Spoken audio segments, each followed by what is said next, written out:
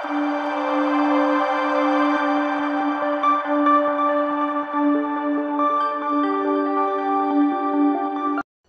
Everyone, आप लोग का हमारे चैनल पर स्वागत है।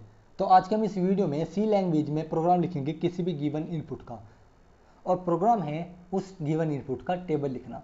जैसे आप अपने निजी लाइफ में टेबल लिखते हो 2 1 जा 2, 2 2 जा 4 एंड सो ऑन 2 10 जा 20।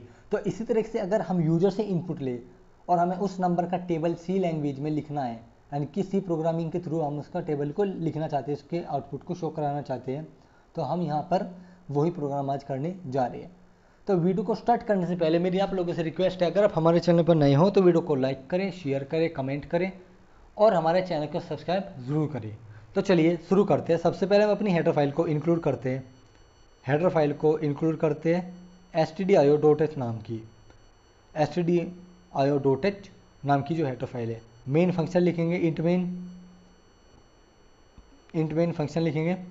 इसके अंदर हमें सबसे पहले यूजर से इनपुट लेना होगा, और इनपुट लेने के लिए हमें यहाँ पर डिक्लेयर करना होगा एक वेरिएबल जिसमें हम अपने डाटा को स्टोर करेंगे।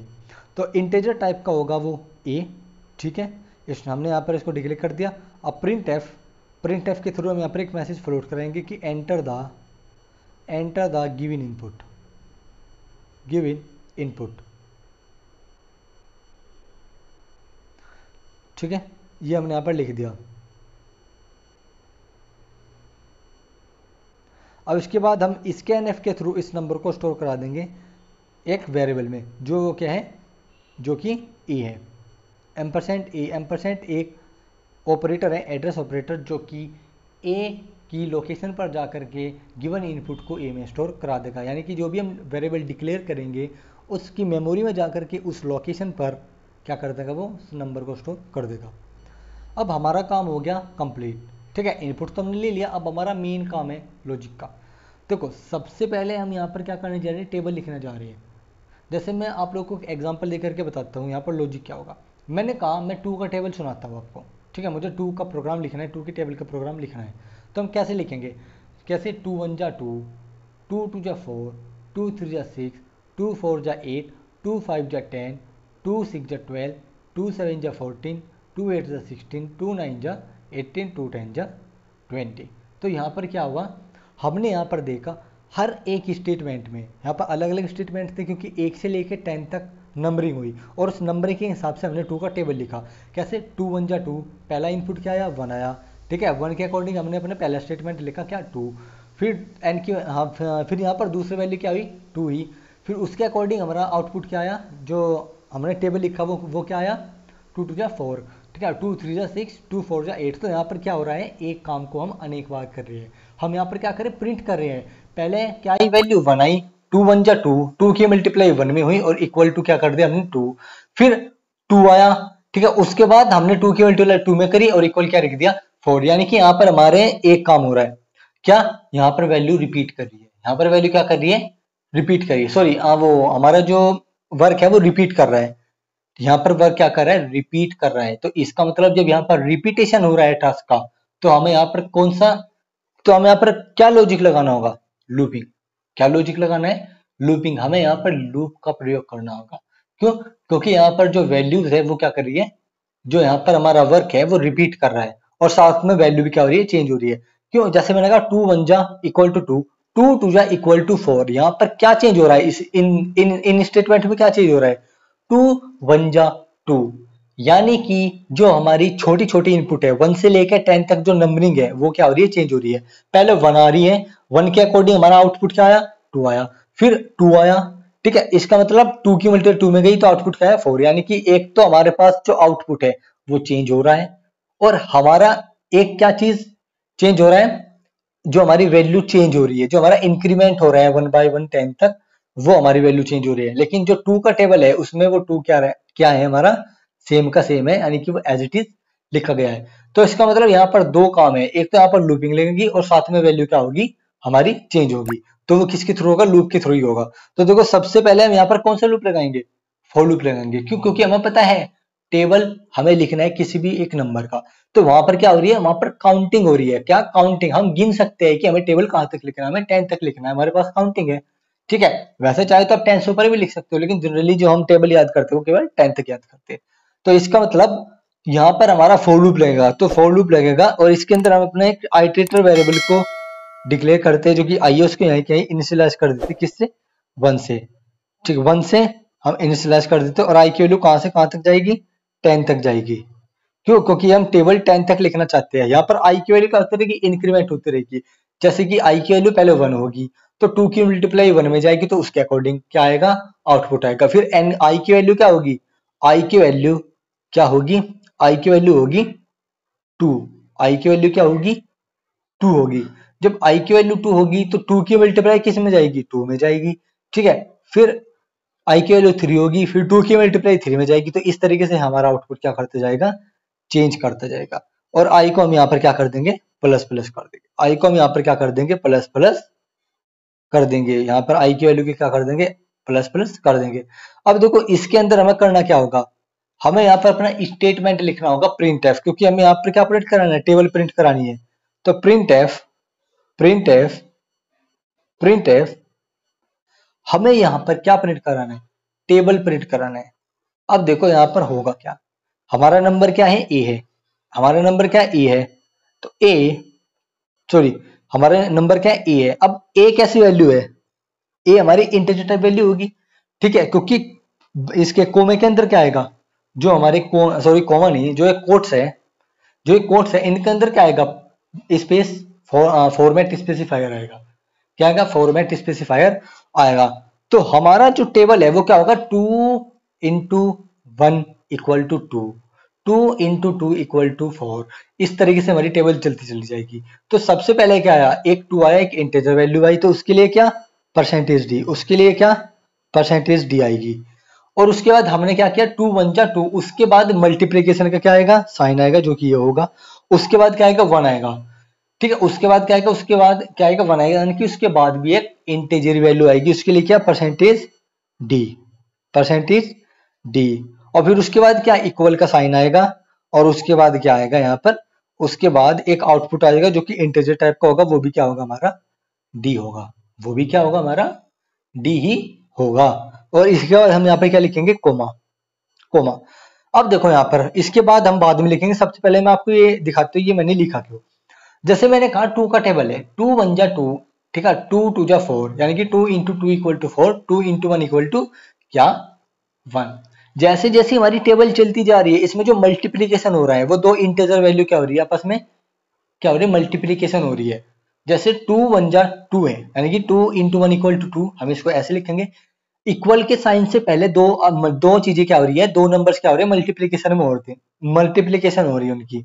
और वे कैसे नंबर्स है, वो इंटीजर टाइप के नंबर है। इसी तरीके से हमने यहाँ पर क्या लिखा है, अपने जो कोट्स है इसके अंदर हमने क्या लिखा, percentage D into percentage D, यानी कि उनकी वैल्यू, वे क्या है, किस टाइप की वैल्यू है, इंटीजर टाइप की वैल्यू है। क्योंकि हमारा टेबल इसी तो फॉर्मेट में होगा, percentage D into percentage D equal to percentage D, यानी कि दो इंटीजर हमारे आपस में मल्टीप्लाई हो रहे होंगे और आउटपुट भी क्या आ रही होगी, दो एक इंटीजर ही आ रहा होगा। तो इसी तरीके से हमारा टेबल चलेगा। जैसे कि पहला परसेंटेज डी क्या है, हमारा 2 है, सेकंड परसेंटेज डी क्या है, हमारी आई की वैल्यू है, और थर्ड परसेंटेज डी क्या है, उसका क्या है, आउटपुट है। जैसे 2 1 जा 2, 2 हमारा क्या होगा, पहले वाला परसेंटेज डी, और 1 क्या हो गया, परसेंटेज डी, और इनकी मल्टीप्लाई क्या होगी, 2 इंटू 1, और इक्वल के साइड उनका क्या होगा, आउटपुट। यानी कि 2 1 जा 2, यानी कि 2 क्या होगा हमारा, परसेंटेज डी। तो हमारा फॉर्मेट कुछ इस तरीके का होगा।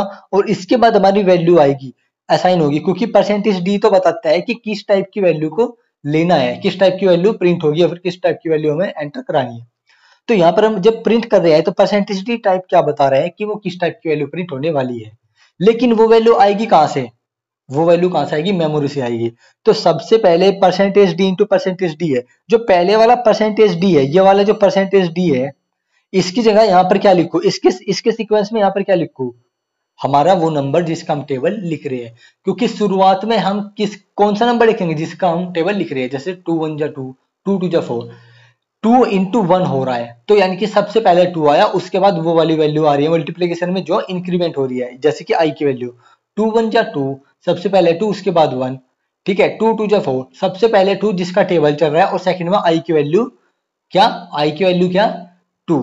इसी तरीके से हमारे यहाँ पर क्या आएगा, वेरिएबल आएगा, यानी कि जो हमारी मेमोरी है वो आएगी।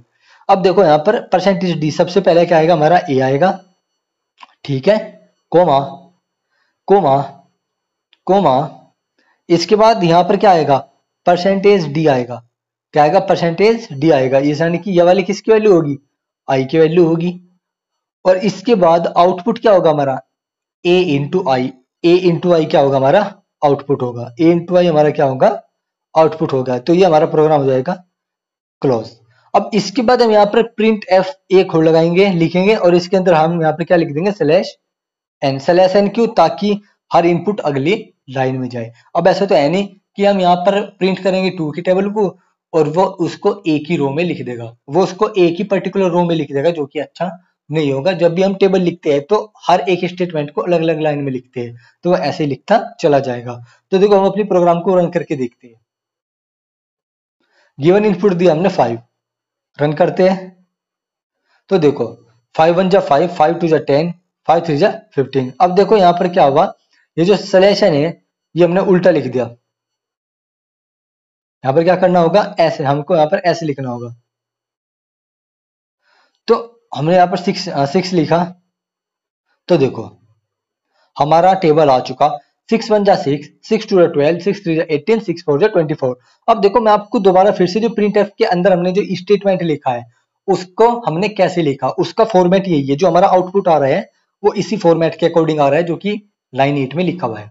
Percentage D into percentage D, जो पहले वाला परसेंटेज डी है वो किसको रिप्रेजेंट कर रहा है, हमारे गिवन इनपुट को, यानी कि 6 को, ठीक है। 6 इंटू में 1, 1 किसको रिप्रेजेंट कर रहा है, इंक्रीमेंट को, आई की वैल्यू को। देखो आई की वैल्यू 1 आई, ठीक है, यहाँ पर भी वैल्यू कैसे में 1 है, और इक्वल टू के साइन के बाद जो परसेंटेज डी है वो हमें आउटपुट को दर्शा रहा है। तो आउटपुट क्या है हमारा परसेंटेज 6, परसेंटेज सॉरी खाली 6 है, जो कि परसेंटेज डी, जो परसेंटेज डी है इक्वल टू के साइन के बाद वो उसको रिप्रेजेंट कर रहा है, यानी कि 6 1 जा 6। तो इसी फॉर्मेट में हमारी वैल्यू आई। हमने यहाँ पर क्या लिखा में कोट्स को बंद करके हमने यहाँ पर सबसे पहले ए लिखा। जो हमारा सबसे पहला परसेंटेज डी है वो कहां से आएगा, ए से आएगा। जो सेकंड वाला परसेंटेज डी है वो कहां से आएगा, आई से आएगा, तो कॉमा में आई।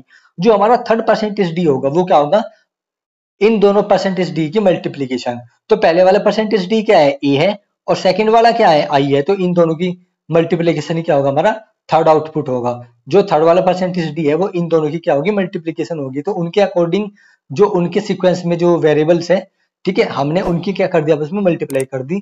तो हमारा आउटपुट इस तरीके से आ चुका, जैसे कि आप यहाँ पर देख रहे हैं, ठीक है। जैसे 6 1 जा 6, 6 2 जा 12, 6 3 जा 18, 6 4 जा 24, 6 5 जा 30, 6 6 जा 36। तो उम्मीद करूंगा कि आप लोगों को हमारा प्रोग्राम समझ में आया होगा। यहाँ पर आप लोगों को एक डाउट और भी आ सकता है कि हमने यहाँ पर सलेशन लगाया क्यों, ताकि हर एक लाइन में क्या है हमारा इनपुट आए, हमारा आउटपुट हर एक लाइन में आए। जैसे अगर मैं यहाँ से percentage D sorry percentage N हटा दूं, ठीक है, तो यहाँ पर हमारा आउटपुट कैसे आएगा, रो वाइज में आएगा। कैसे आएगा, रो वाइज में आएगा। ये देखो ऐसे रो वाइज में आ जाएगा, जो कि बिल्कुल भी अच्छा नहीं लगेगा देखने में। तो इसी तरीके से कि हमारा जो जो प्रिंटफ स्टेटमेंट है वो हर बार अगली लाइन में जाए, तो इसलिए हम यहाँ पर सलेशन लगाएंगे, ठीक है, सलेशन लगाएंगे। तो यहाँ पर सलेशन लगा दिया, ठीक है। ये क्या करता है, हमारी स्टेटमेंट को अगली लाइन में फॉरवर्ड करता है।